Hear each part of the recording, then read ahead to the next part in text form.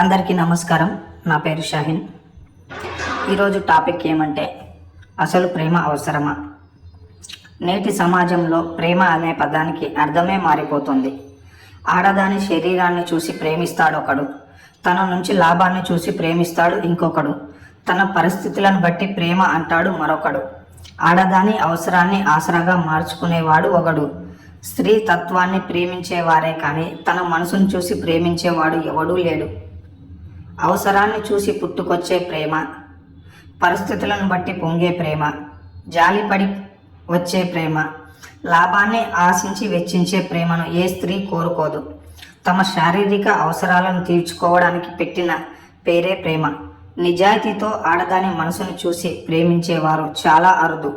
అటువంటి వారికి ఈ వీడియో అంకితం ఇస్తున్నాను.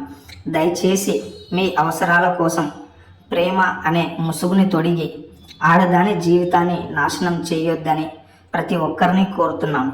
నేటి సమాజంలో ప్రేమ పేరుతో బలైపోతున్న ఎంతోమంది ఆడవారిని మనం చూస్తూనే ఉన్నాం.